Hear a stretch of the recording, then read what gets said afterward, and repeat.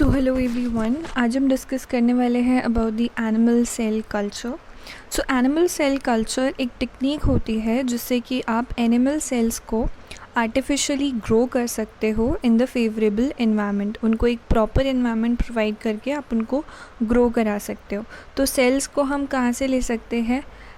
From the multicellular eukaryotes and their established cell lines. So it is used for the isolation of cells and their culture under the artificial conditions। जो cell culture होता है वहाँ पे जो growth हो रही है sales की एक आर्टिफिशियल मीडिया के ऊपर, आप एक उसको मीडियम प्रोवाइड करते हो सेल्स को। जैसे हम बैक्टीरिया को ग्रो करते हैं ना, तो हम अगार मीडियम उसको प्रोवाइड करते हैं। ऐसे एनिमल सेल्स को ग्रो कराने के लिए उनको भी हमें एक मीडियम प्रोवाइड करना पड़ता है जिसमें कि वेरियस न्यूट्रिएंट्स होते हैं, अदर फैक्टर्स होते हैं। लेकिन यहाँ पे डिफरेंस ये है कि अगर आप माइक्रोब्स को ग्रो कराते हो लैब के अंदर तो वो बहुत सिंपल होता है, इतनी आपको डिफ़िकल्टी फेस नहीं करनी पड़ती। जैसे बैक्टीरिया है वो अगार पे इजीली ग्रो हो जाता है लेकिन जो हमारे पास एनिमल सेल्स होते हैं उनको क्या चाहिए? उनको ज़्यादा न्यूट्रिएंट्स और ज़्यादा ग्रोथ फैक्टर्स रिक्वायर्ड होते हैं उनकी ग्रोथ मीडियम के अंदर।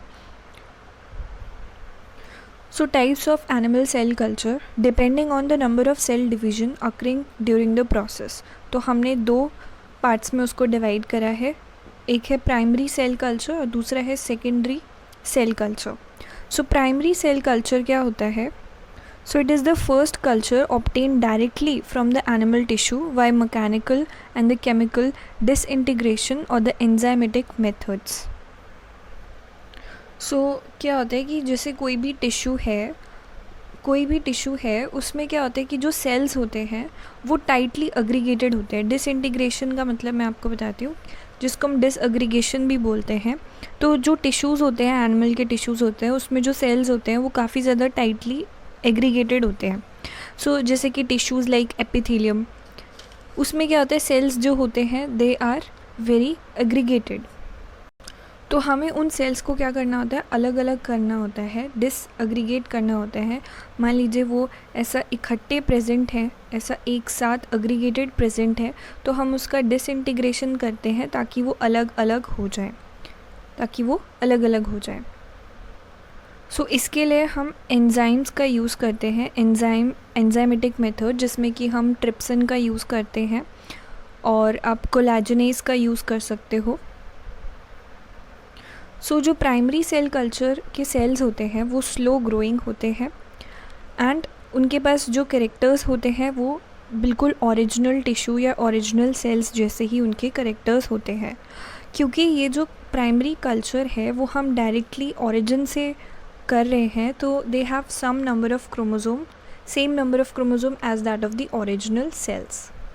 फॉर एग्ज़ाम्पल यहाँ पे हमने क्या किया है, एंजाइमेटिक मेथड से या फिर मैकेनिकल एक्शन से हमने इस टिश्यू या कोई भी आपके पास ऑर्गन है वहाँ से हमने सेल्स को क्या कर लिया है, अलग अलग कर लिया है, डिसअग्रीगेट कर लिया है। उसके बाद हम उसका कल्चर कराते हैं, this is the primary culture. जो हम बिल्कुल ओरिजिनल वाले सेल्स से कराते हैं कल्चर, उसे हम प्राइमरी कल्चर बोलते हैं। So this is the primary culture and this is confluent culture. Confluency आ जाती है यहाँ पर। कन्फ्लुएंसी का मतलब होता है कि मैक्सिमम आपका जो ग्रोथ मीडियम है वो कवर अगर हो जाता है, वो कंज्यूम अगर हो जाता है, तो उसे हम बोलते हैं कि हाँ भाई कन्फ्लुएंसी आ गई। और जब कन्फ्लुएंसी आ जाती है तो हम सेकेंडरी कल्चर यानी कि उसका सब कल्चर करा जाता है प्राइमरी कल्चर का।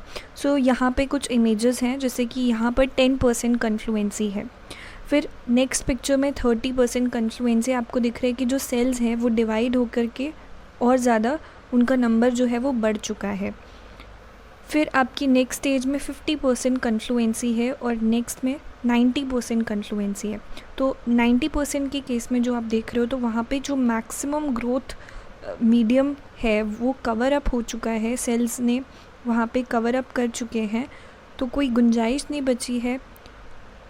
यहाँ पे इस स्टेज पर हम क्या करते हैं, हमारा सब कल्चर करते हैं। Primary cell culture are difficult to obtain and they have shorter lifespan. These are prone to contamination by bacteria and viruses. High cell number can lead to exhaustion of the substance and nutrients which affect the cellular activity. क्योंकि मान लीजिए कि उसकी जो capacity है, पूरा का पूरा मीडियम जो है वो सेल्स ने कवर अप कर लिया, सेल्स का नंबर ज़्यादा है और मीडियम क्या है, कम पड़ चुका है, तो उससे क्या हो सकता है, मान लीजिए फॉर एग्ज़ाम्पल कि आपके पास ग्रोथ मीडियम है, this is the growth medium जो आपने प्रोवाइड कर रखा है सेल्स को, और ये जो ग्रोथ मीडियम है this can support the growth of 100 cells, कि वो ग्रोथ को सपोर्ट कर सकता है। लेकिन जब 500 सेल्स ग्रो कर जाएंगे तो क्या ये मीडियम इसको सपोर्ट करेगा? 500 सेल्स को नहीं करेगा। सो ऐसी स्टेज पे हम क्या करते हैं, हमें सब कल्चर करने में यहाँ पर फ़ायदा रहता है कि अगर हम सब कल्चर कर लेंगे तो ये जो सेल्स हैं वो डाई नहीं होंगे।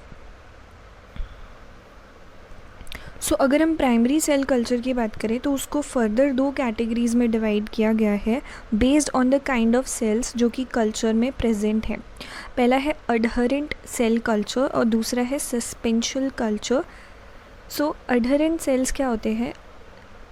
The cells that require a stable biologically inert surface for the adherence and the growth. जिनको एक सरफेस की ज़रूरत होती है फॉर द ग्रोथ, उनको हम अडहेरेंट सेल बोलते हैं। Surface should be solid and non toxic, क्योंकि ये जो सेल्स होते हैं they are very difficult to grow as cell suspension. So these cells are obtained from the tissues of organs where the cells remain immobilized within the connective tissue, जैसे कि kidney cells, mouse fibroblast etcetera. So adherent cells यानी कि जिनको क्या चाहिए, एक surface की ज़रूरत होती है ग्रो करने के लिए, राइट? तो ये जो सबस्ट्रेट हो सकता है, सबस्ट्रेट यानी कि सरफेस जो कि which provide surface for the attachment for culturing of the animal cells. So यहाँ पे आप वैरायटी ऑफ हमारे पास प्लास्टिक वेयर्स होते हैं, ग्लास वेयर्स होते हैं, मेटेलिक सरफेसेस होते हैं, जिसको कि आप क्या कर सकते हो, यूज़ कर सकते हो for the adherence, for the attachment of the culture cells. तो ऐसे सेल्स जिनको कि एक सरफेस की ज़रूरत होती है ग्रो करने के लिए, उनको हम एडहेरेंट सेल्स या फिर एनकोरेज डिपेंडेंट सेल्स बोलते हैं। सस्पेंशन कल्चर सेल्स, ये जो सेल्स होते हैं they can grow efficiently as the cell suspension and don't require a solid surface for the attachment. इनको कोई सॉलिड सरफेस की ज़रूरत नहीं होती। सो ये जो हमारे पास जो अडहेरेंट सेल्स थे उनको क्या चाहिए रहता है, इस तरीके से वो सरफेस के ऊपर अटैच हो जाते हैं। ये हमारा जो प्लास्टिक वेयर है इसके ऊपर वो अटैच होके फिर ग्रो करते हैं।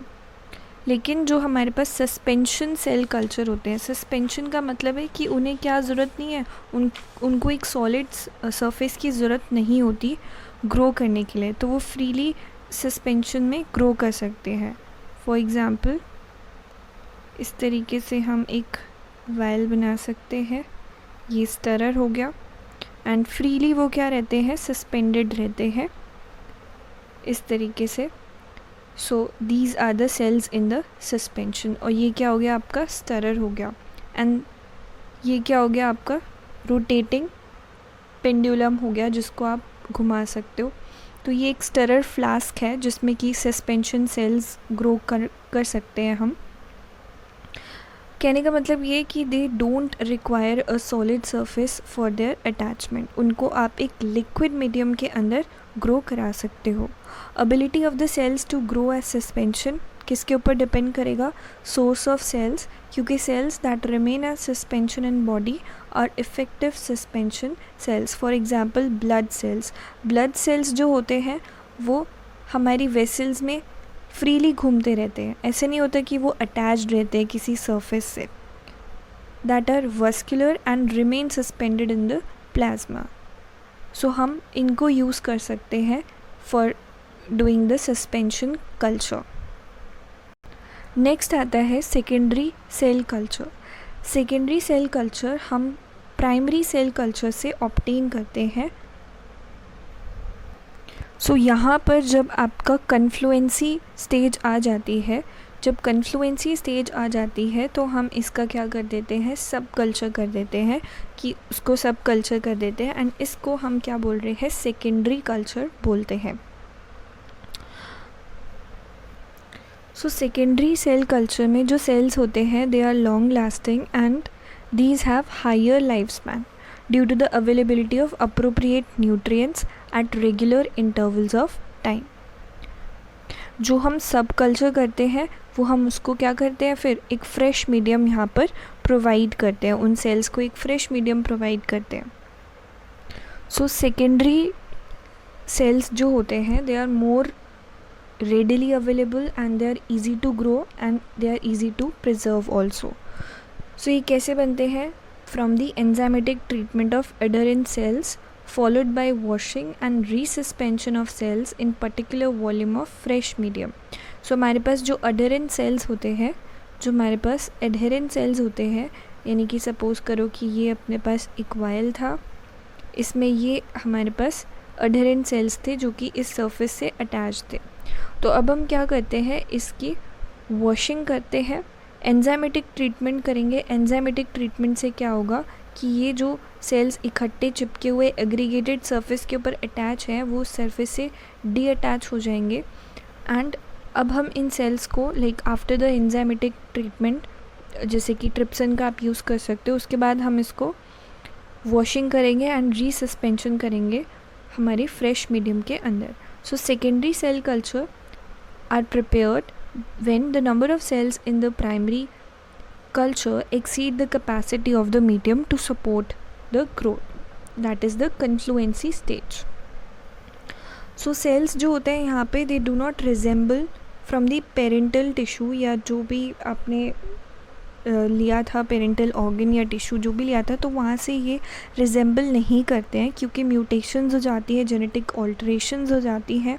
जब आपने सब कल्चर किया तो उस टाइम पे हो सकता है कि म्यूटेशन हो जाए.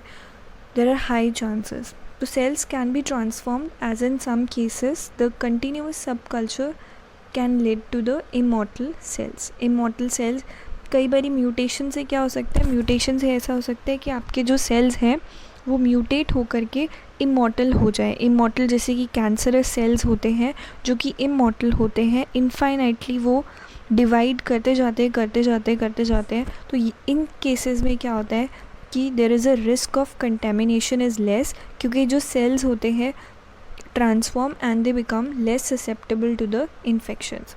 लेकिन डिसएडवांटेज क्या है, that the cell might develop tendency to differentiate over long period of time and result is the aberrant cells. So aberrant cell means it is the body cell which has changed from the normal condition, जैसे कि cancerous cell में वो change हो गया. So here you can see कि जब आपने सब कल्चर किया तो हो सकता है कि कुछ जो सेल्स थे वो उनमें ट्रांसफॉर्मेशन आ जाए, वो कैंसरस बन जाए या वो इमॉर्टल बन जाए. तो यहाँ पे क्या होता है, अगर आपने एक ट्यूमर से सेल्स को आइसोलेट किया है तो वो क्या होते हैं, कैंसरस सेल्स की प्रॉपर्टीज़ होगी उनके अंदर. सो दे आर इमॉर्टल और वो इनफाइनाइटली ग्रो करेंगे. सो यहाँ पर आपको सेल डिवीज़न क्या मिलने वाली है, इनफाइनाइट डिविजन्स मिलेंगी. So animal cell culture requires use of specific culture media that are more complex and specific than the basic media use for the microbial growth. यानी कि जो आप एनिमल सेल कल्चर के लिए मीडिया यूज़ करोगे उसमें ज़्यादा ग्रोथ फैक्टर्स या उसकी जो रिक्वायरमेंट्स होती है वो डिफरेंट होती है as compare to the microbial growth media. So यहाँ पे जो मीडिया है उसके अंदर inorganic salts, nitrogen source, energy source, vitamin, fat soluble vitamin, growth factors, hormones, ये सब चीज़ें होनी चाहिए. And pH buffering system and antibiotics are also added. So temperature जो रहता है ग्रोथ का वो डिपेंड करता है कि आपने जो सेल है वो कहाँ से आइसोलेट किया है, क्योंकि जो डिफरेंट ऑर्गेनिजम्स होते हैं उनको डिफरेंट टेम्परेचर चाहिए रहता है.